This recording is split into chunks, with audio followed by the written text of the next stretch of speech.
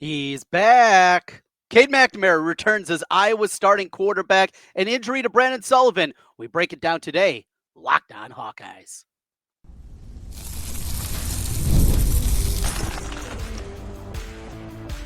You are Locked On Hawkeyes, your daily podcast on the Iowa Hawkeyes. Part of the Locked On Podcast Network, your team every day. Welcome in. I'm Trent Condon, and this is the Locked On Hawkeyes podcast. Thanks for making Locked On Hawkeyes your first listen every day.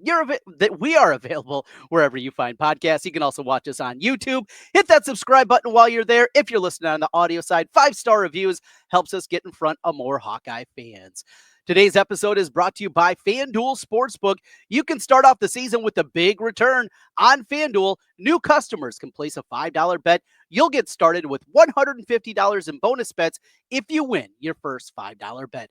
Visit FanDuel.com to get started. Well, some breaking news here on Monday morning as we get the week started. Thought this is going to be a lot of Iowa basketball talk, and we will get into that. Iowa on Friday night with the comeback win against Washington State over in Moline, and the Iowa women with a nice road win against Drake on Sunday, and we'll get to both of those. But we start first today with the news that Cade McNamara is back as the starting quarterback for the Iowa football team.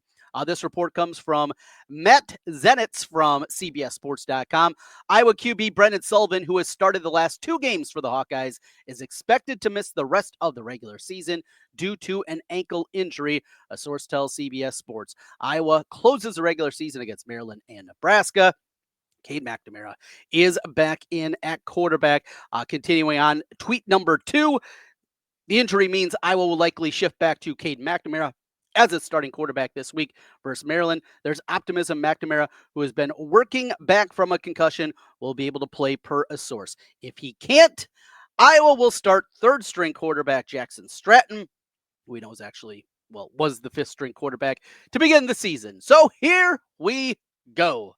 Cade likely back. Now, coming off the concussion, this shouldn't come as a surprise. We're talking about a concussion that was sustained in the Northwestern game a month ago. That game was on October 26th. So by the time we get to game time against Maryland, this is going to be nearly 30 days removed from that concussion. And the likelihood is that's plenty of time to come back from a concussion. Now, what we don't know, Cade McNamara, if he's had any concussions in the past, at least I don't know offhand if he had any in Michigan, high school, things like that. And I'm sure that's going to be a question that comes up in the Tuesday press conference with Kirk Ferentz. But this is it shouldn't be a real big surprise. We knew that ankle injury was a pretty substantial. High ankle sprains can take a lot longer than even broken bones at times to come back, depending on the severity of those injuries. And there's a couple of angles. I know so many of you are just completely out on Cade McNamara, and you get it, right?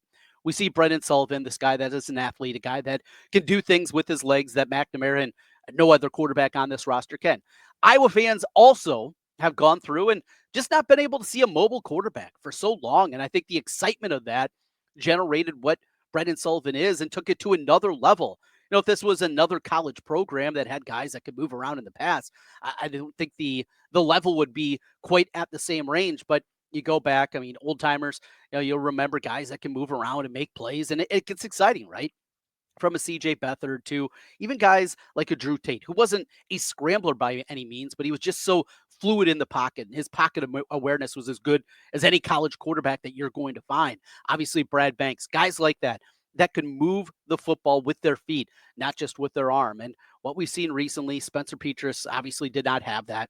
We weren't able to see that. Nate Stanley was a strong quarterback and could put his head down and was good at a quarterback sneak as anybody will find. However, he was not a scrambler himself. That's what you had with Brendan Sullivan. And now that is off the table. Another frustrating element for this is what we look towards the future. This is a lost season. I was sitting at 6-4 with the expectations coming into the year, the returning starters, the guys coming back for their 5th, 6th years. This was supposed to be the year. This was supposed to be the breakthrough year, and it's not going to happen. Best case scenario is 8-4.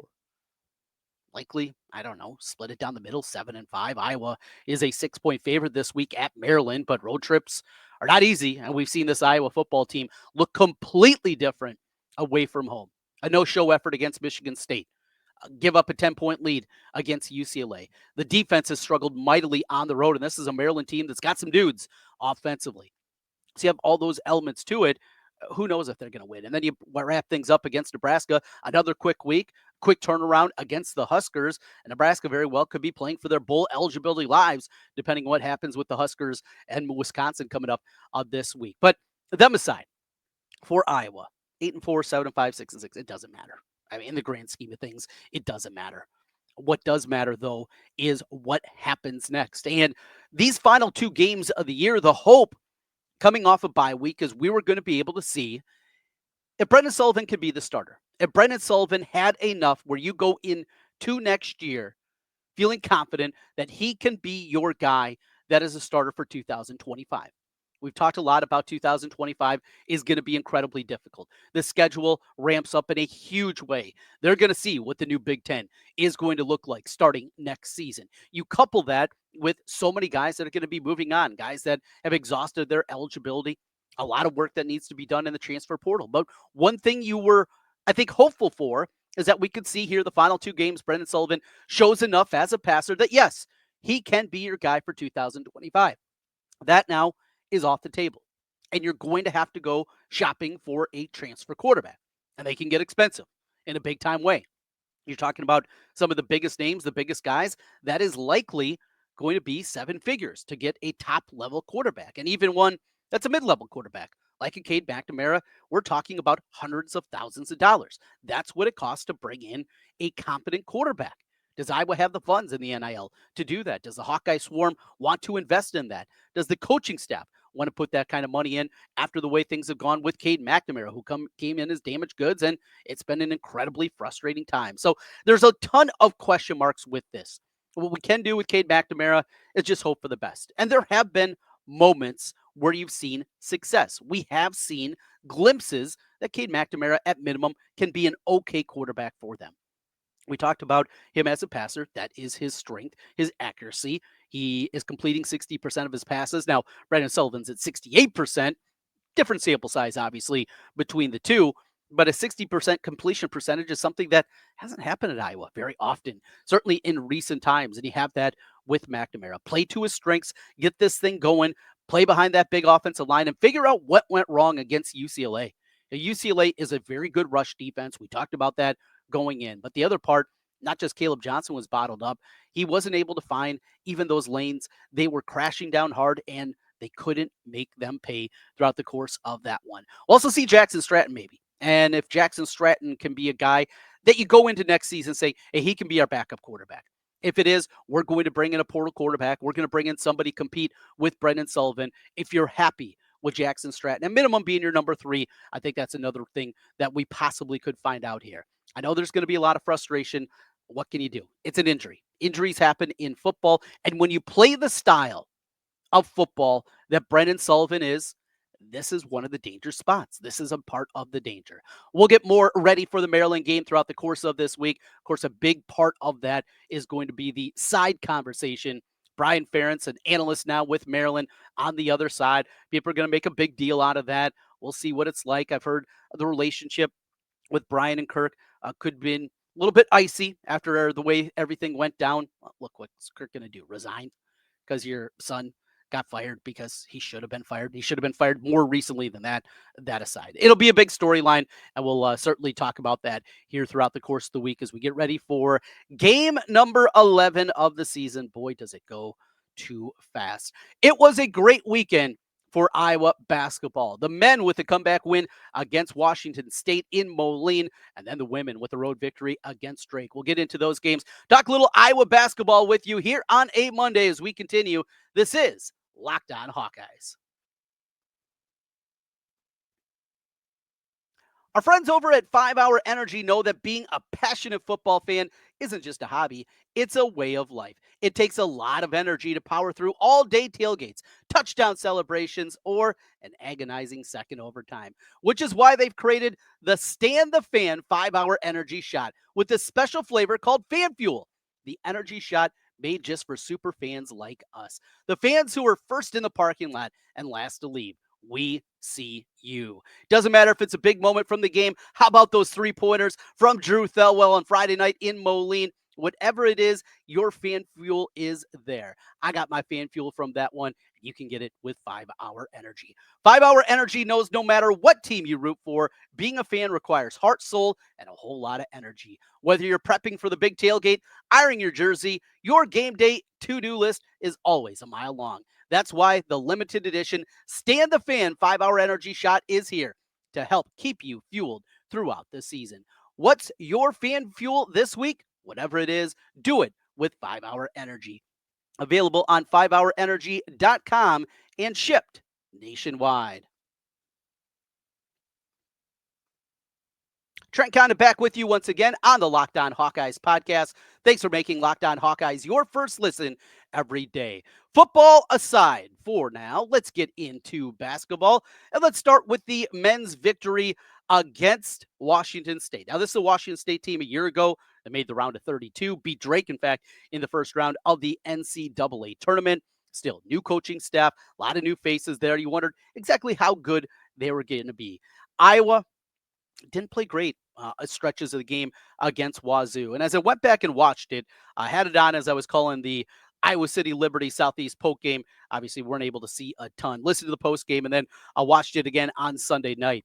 I'll tell you, it's a question that we had about this squad and what their best five is going to be.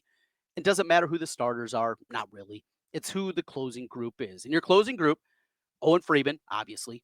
Peyton Sanford, yes, of course. Josh Dix, even though he really struggled on Friday night. And then who's the other two? At point guard, is it Brock Harding or is it Drew Thelwell? And Drew Thelwell was the guy. 2 monster 3-pointers. This offense is clicking when he is in there. And as we've talked about, it was a conversation after game number 2. I think Fran McCaffrey, though, he laid it out absolutely perfectly. Drew Thelwell just didn't look real comfortable going through summer workouts, going through the different things that they do. He just wasn't real comfortable in the way that Iowa sets up offensively.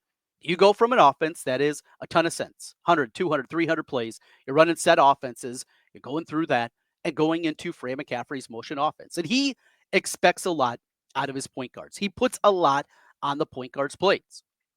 You have to be able to get guys moving, get them in the right spot, push the ball, get it up there, and get this offense generating. He asks a lot out of his point guard. And regardless if it was 6 years of Jordan Bohannon, or if it was McCaffrey, or if it was what we've seen here recently, you can go back to Mike Gasol. The point guard has to do a lot.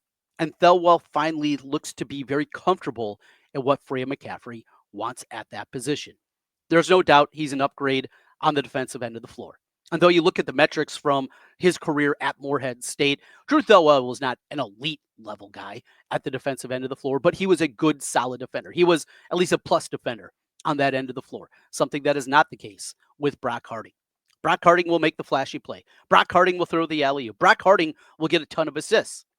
He's knocking down shots. That's good to see, but he's never going to be a volume offensive guy. Now, he's got to find a way to continue to improve getting into the lane because he is quick off the ball. But getting to the rim, he's not going to be able to finish against many guys. He's not big enough. He's not strong enough. He doesn't have the leaping ability to get up there and be able to go up against a 6'11 guy and finish. It's just not going to happen. Drew Thelwell, 6'3". He's thick. He's solid. He has the athleticism that he can do those kind of things. The defensive end of the floor, though, I think is going to be a huge impact. And then who's that fourth guy? We've said it even before he played a game. Seydou Traore needs to continue to play more. I maintain that is their best starting lineup, and their best five is with Freeman at the 5, Traore playing the 4, Sanford, Dix, and then Thelwell. And that's the closing group that we saw out there as they pull off the victory and score the final 10 points of the game to get the win by 10. That group has a different dimension athletically than what Iowa normally has. Josh Dix is a good athlete. Thelwell, good athlete. Traore, good athlete. Freeman, good athlete. Now, Peyton Sanford, not so much, but still, you got 4 good athletes out there. And on the defensive end of the floor, they won this game with defense. In a night where you don't shoot it very well, the shots were, 41% from the floor, 25 of 60 from the floor, 8 of 25 from behind the arc. Didn't even shoot free throws well, which is really weird. 18 of 27 from the charity stripe. You're out rebounded. That remains a concern. And when we talk about Sadie Troyori, and I think we're excited about this guy, it just looks like a guy that they can mold into an incredible talent. The one question that you have with a guy like him, though, is just this: what's he going to be able to do on the boards as a power forward? And what is he going to be able to do on the defensive end? Those are two things that we just don't know. Athletically, certainly. In terms of offense, no doubt. I think that's the best offensive group. But defensively, can he be enough? And depending on the matchup, now there's going to be a lot of teams in the Big Ten with some big, powerful power forwards. Can he compete on that end? He is not exactly the thickest guy. He's got more of that lean type of frame, and he's not 6'7" that he's listed at. He's 6'6", 6'5.5", depending on people that have stood next to him and that would know. I'm too short. I can't tell the difference between 6'5.5" and 6'7". That's aside. That's still the question with him, but an exciting one. This is not, I don't think, a great Washington State team by any means. They're going to be playing in the WCC this year. In fact, Washington State, they got another matchup tonight. Yeah, they take on Northern Colorado. Keep an eye on that one. Maybe is going to tell us a little bit more. A win's a win, though, and you're not going to apologize for it. Wasn't pretty. Hey, how about the environment, too, in Moline? That was great to see. First time they played there since the 90s against Western Illinois. They played a regular season game. Also played a game way back in the day in the mid-90s against DePaul in the NIT. I just remember watching on TV just how great that environment was for that one. Shout out to those Quad City people getting it done and showing up in a big-time way, supporting Owen Freeman and Brock Harding on top of it.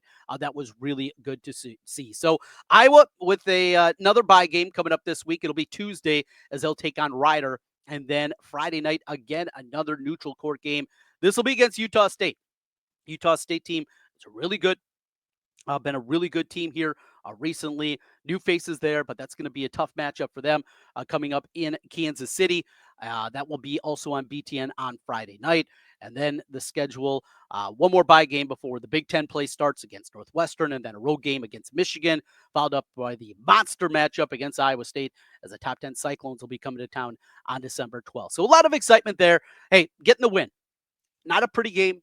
Not Iowa's best effort by any means. First time, though, they played a quote-unquote real opponent, and they get the job done, and that is most important. Speaking of getting the job done, the Iowa women did just the same. We'll talk about them a little bit, their victory against Drake, and this new-look Iowa women's basketball team. What is it going to look like going forward here throughout the course of the season? We continue Locked On Hawkeyes. Today's episode is brought to you by FanDuel Sportsbook. Get ready to tackle the NFL action with FanDuel. It's America's #1 sportsbook. Right now, new customers can bet $5. You're going to get $150 in bonus bets if you win. The FanDuel Sportsbook app gives you everything you need to place live bets on the NFL all in one place. So when you get a hunch in the middle of the game, you can check out the latest stats, view live play-by-play, and so much more on the same page where you place your bets. Monday Night Football tonight, we got the Texans and the Cowboys. You're jumping in. Oh boy, Dallas looks brutal once again. Hey, hop aboard there with a live bet and see exactly what is there on the FanDuel Sportsbook app. Just visit FanDuel.com to join today, and you'll get started with $150 in bonus bets if you win your first $5 bet. That's FanDuel.com. Never waste a hunch and make every moment more with FanDuel, an official sportsbook partner of the NFL. Today's episode is also brought to you by GameTime and the GameTime app. GameTime has a new feature called GameTime Picks that makes getting tickets to see your favorite teams play live even easier. GameTime filters out the fluffs to show you only incredible deals on great seats, so you don't have to waste time searching through thousands of different tickets. You know, I'd mentioned Carver Hawkeye Arena, how great the environment's been early on for the women's game. You know, when Iowa State comes in for the men's game, hearing those sneakers squeak, hearing the players, you have that, and you can get great tickets on Game Time. They have curated deals to make it even easier to find the best price on great seats. I love the all-in pricing. Toggling this feature shows you the total up front. No more surprise fees at the checkout. How frustrating is that? You think you got a great deal, then you see those fees tacked on, and your eyes open up. Not the case with the Game Time app. Plus, you can get a panoramic view from your seat on the app before you buy. Know exactly where you are in the stadium. Take the guesswork out of buying tickets with Game Time Picks. Just download the app, create an account, and use code LOCKEDONCollege. That'll get you $20 off your first purchase. Terms apply. Again, create an account and redeem code LOCKEDONCollege. LOCKEDON COLLEGE. That'll get you $20 off. Download Game Time today. What time is it? Game time. Back with you one final time on the Locked On Hawkeyes podcast. Thanks for making Locked On Hawkeyes your first listen every day. All right, let's get into the women's side of things as they continue their undefeated start to the season. An 86-73 win against the Drake Bulldogs. Got down early in this one. Cade McNamara, who we talked about last spring when we knew Caitlin Clark. She made the decision, about a month before the end of the season. She announced that she was not going to be coming back for her 5th year of eligibility. Well, that happened. A name that I brought up was Cade McNamara, who's been an outstanding player over at Hawkeye, called a bunch of her games in high school. Just a tremendous talent and so much fun to watch. And wondering, hey, Iowa's got some NIL funds. They spend pretty well in the transfer portal as it pertains to women. And maybe this would be one that makes sense. Iowa girl. Now, instead, didn't happen. McNamara did not enter the transfer portal, and they got Lucy Olson, which is a pretty good prize in its own right. But McNamara was outstanding. She finishes with 40 points, 5 assists in the game. Ultimately, though, Iowa pulls it out a big second quarter, and that proved really to be the difference of the game as Iowa was able to keep them at arm's reach throughout the back half of that one. How about selling out the Knapp Center? And I'll tell you, it was not old Bulldog fans. It was you Hawkeye fans showing up in a big-time way. Now, back when we had it right here in our state and the Big Four, Iowa State, UNI, and Drake would play home and homes against each other each year on the men's side, and I miss that immensely. Just as a basketball fan and a fan of basketball in our state. That aside, though, they still do it on the women's side, and they do it right. I absolutely love these matchups. I think it gives you an opportunity to learn a little bit about yourself. A road victory is always good for the resume, and these programs are not at a point where a loss would be a huge detriment. It's not going to keep you out of the NCAA tournament if you do happen to lose to a Drake or a UNI for Iowa women's basketball. Didn't matter here as they get it done. We got to continue to shout out Adio Grady. And talked about this at the beginning portion of the season when she had that 9-for-9 performance against Vatech. Caitlin and her, it's not that they didn't get along because that's not fair. But they're just certain players that you play with. And it doesn't matter the sport. But any team sport, for whatever reason, things just don't click.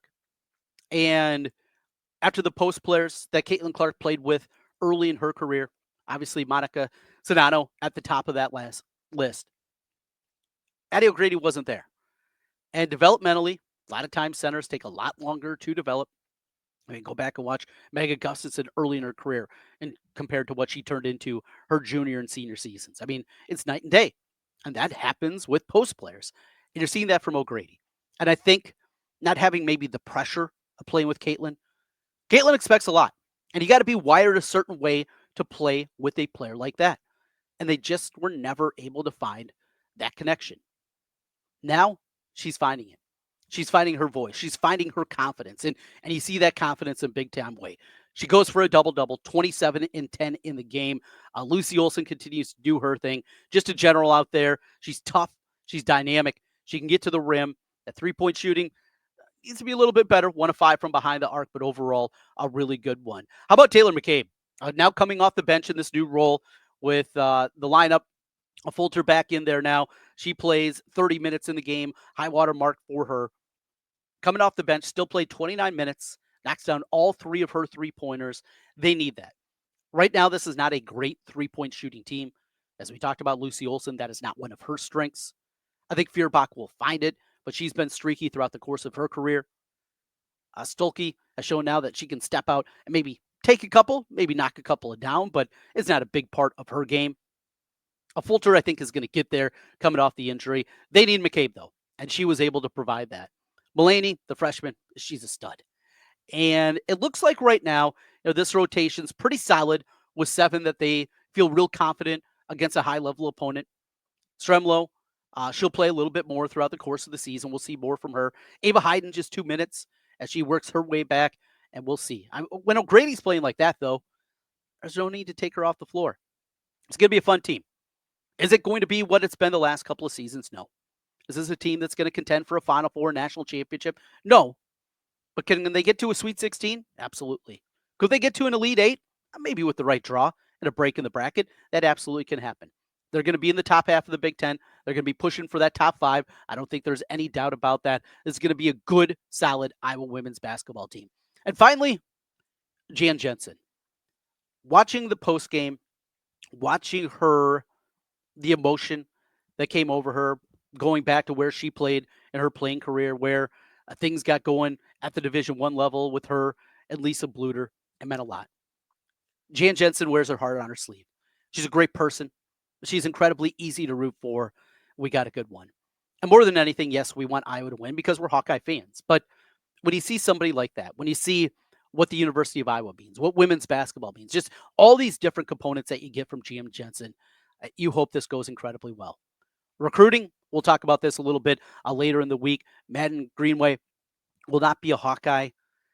Might not be the blow that some people are making it out to be. We'll talk about that here a little bit later on. But Iowa gets the win. They continue their undefeated start to the season, and now they get ready for their next matchup. Is coming up now. They will take on Kansas coming up in the middle of the week on Wednesday. A undefeated Kansas team that should be pretty good in the Big 12 and should be a good matchup at Carver. And let's see that one. We know it's a sellout. We'll see how banged out it'll be on Wednesday night. Thanks for being with us here. We hit a little football, we hit a little basketball, and that's what we do on the Locked On Hawkeyes podcast. Thanks for making Locked On Hawkeyes your first listen every day. Also, don't forget about what Craig Sheeman's doing with Locked On Big Ten. You're a Hawkeye fan? Well, that means you're a Big Ten fan, and he's got you covered. With all 18 teams in the Big Ten as we come down to the final stretch of the football season, getting things started in basketball, we will get into that, and Greg does a great job with everything. Craig Sheeman, Locked On Big Ten. You can find it on YouTube. Thanks for being with us. Hit that 5-star review if you're listening on the audio side, or subscribe if you're watching on YouTube. Appreciate that. We'll talk to you again tomorrow. Go Hawks.